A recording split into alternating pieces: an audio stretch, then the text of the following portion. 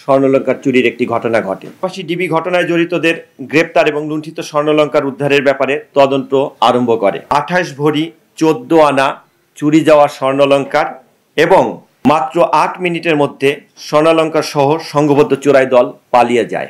আপনারা জানেন, গত 3/1/2025 খ্রিস্টাব্দ তারিখ শুক্রবার বিজিবি সীমান্ত সম্ভার শপিং কমপ্লেক্সের গ্রাউন্ড ফ্লোরে ক্রাউন ডায়মন্ড অ্যান্ড জুয়েলার্সের শোরুমে বেলা অনুমান 1 ঘটিকায় স্বর্ণালঙ্কার চুরির একটি ঘটনা ঘটে এবং সেই ঘটনার প্রেক্ষিতে ধানমন্ডি থানায় একটি মামলা রুজু হয়। মূলত শুক্রবার জুম্মার দিন শোরুমের কর্মচারী তারা যখন নামাজে যায়, শাটারটা টেনে তালাবদ্ধ করে রেখে যায়, তখন একটি সংঘবদ্ধ চোর দল সেখানে এসে তালা কেটে চুরির ঘটনাটি সংঘটন করে। উক্ত ঘটনায় মামলা রুজু হয় এবং এর প্রেক্ষিতে থানা পুলিশের পাশাপাশি ডিবি ঘটনায় জড়িতদের গ্রেপ্তার এবং লুণ্ঠিত স্বর্ণালঙ্কার উদ্ধারের ব্যাপারে তদন্ত আরম্ভ করে। ঢাকা মহানগর পুলিশের গোয়েন্দা বিভাগ ঘটনাস্থল হতে ক্লু হিসাবে শুধুমাত্র একটি ভিডিও ফুটেজ সংগ্রহ করে। ভিডিও ফুটেজ পর্যালোচনায় আমরা দেখতে পাই এক অভিনব পদ্ধতিতে শোরুমের শাটার কেটে ভিতরে প্রবেশ করে মাত্র 8 মিনিটের মধ্যে স্বর্ণালঙ্কার সহ সংঘবদ্ধ চোরাই দল পালিয়ে যায়। এক্ষেত্রে একজন একটি চাদর দিয়ে শেড তৈরি করে, চাদর নাড়াচাড়া করতে থাকে। চাদরের আড়ালে অপর একজন দ্রুত তালা কেটে শাটার কেটে ভিতরে প্রবেশ করে। তৃতীয় যে ব্যক্তি শোরুমের ভিতরে প্রবেশ করে তিনি আনলকড ডিসপ্লে হতে স্বর্ণালঙ্কার বের করে একটি হ্যাভারসেক ব্যাগে ভর্তি করে দ্রুত পালিয়ে যায়। এছাড়া আরও কয়েকজনকে শোরুমের প্যাসেজে ঘোরাঘুরি করতে দেখা যায়।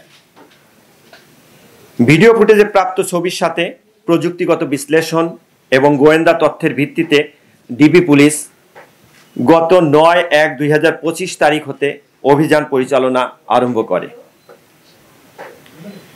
এরই ধারাবাহিকতায় অভিযান চলাকালীন কক্সবাজার হতে চট্টগ্রামে আসার পথে মোহাম্মদ রুবেল 28 নামে একজনকে গ্রেপ্তার করা হয়। তার স্বীকারোক্তি মূলে পরবর্তীতে কুমিল্লা জেলার বিভিন্ন স্থানে অভিযান পরিচালনা করে শফিক ওরফে সোহেল নামে অপর আরেকজনকে গ্রেপ্তার করা হয়।